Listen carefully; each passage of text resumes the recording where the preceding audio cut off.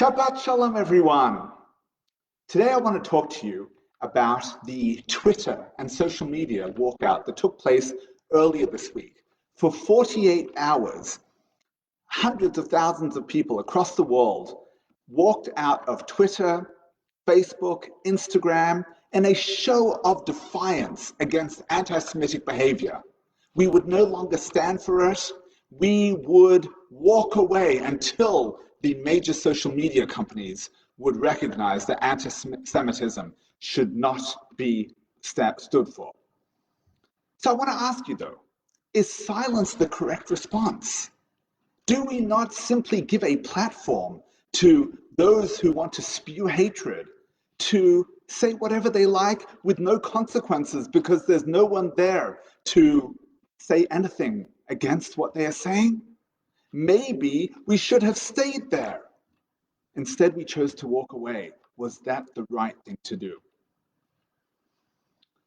In this week's parasha of Vaetchanan, Moshe recounts the time he received the Torah on Mount Sinai, beginning with the Ten Commandments.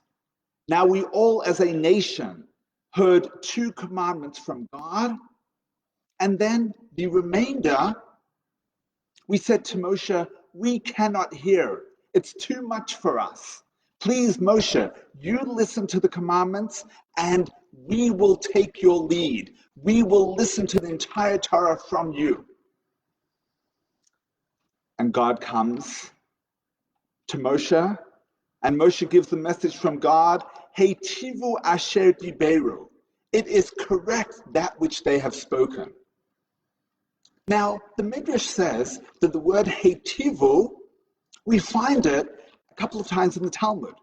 Firstly, we find it about the notion of cleaning out the candelabrum, the menorah, each day.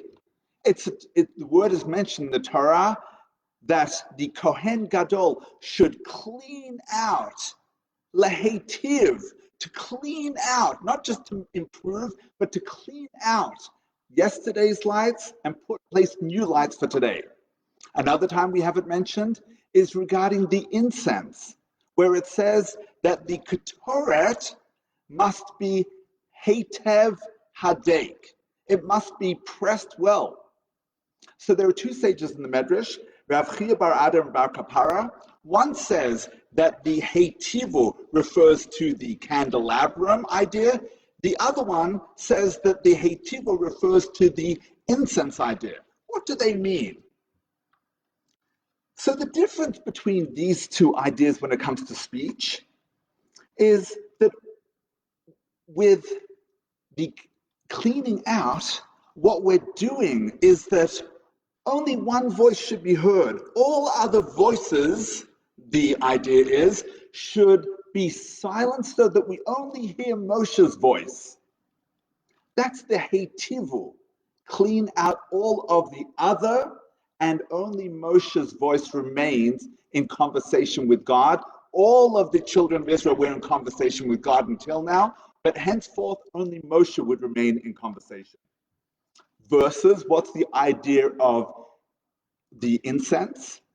Well, we're told in the Gemara in Krisus that the one who was grinding the incense, would have to recite Hadak Heitev, Heitev Hadek.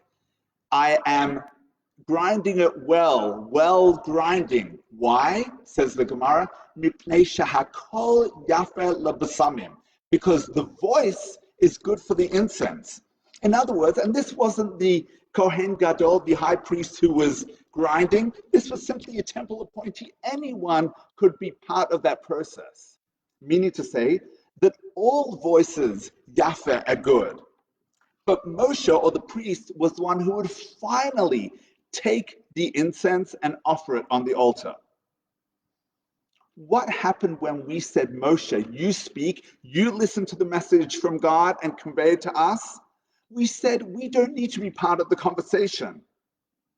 We're happy for Moshe to conduct the conversation on our behalf. And what does Hashem respond? That's okay, but understand that there was a reason that everyone was initially engaged in the conversation with me.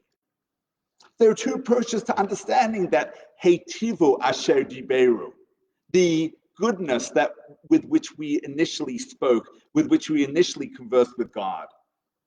Firstly, it could be that our job is to hear the message, then clean out our personal predilections in submission, and then we listen to what Moshe explains is the message of God.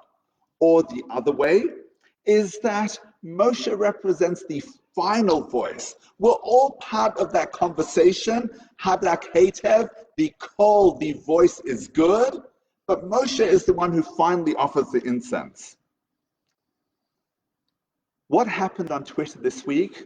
Let me share a secret with you. Nobody walked out. Nobody boycotted Facebook. Nobody left social media. What do I mean? Well, we were all speaking, and as Ramban says, when it was the 10 Commandments, we heard a lot of noise, but we couldn't discern the message. Because when so many people are speaking, you can't necessarily tune in to what is being said clearly. And so we said, Moshe Rabbeinu, please continue the conversation on our behalf. We weren't silent. We simply handed over to our prophet, to the chief rabbi, to take the stand. And his voice was then heard loud and clear in the national and international media on our behalf. He was the Moshe. All of those voices suddenly became one, the message of the chief rabbi. He spoke, and the anti-Semites were banished.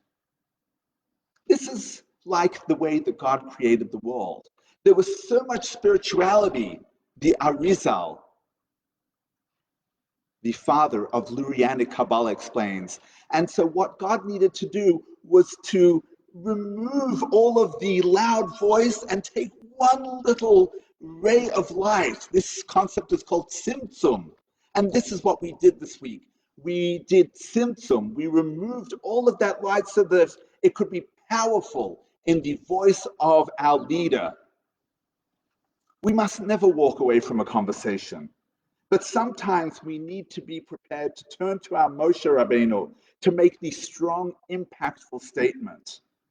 I want to take this opportunity to say Yasher Koach to the Chief Rabbi for his sage and courageous leadership of Anglo Jewry.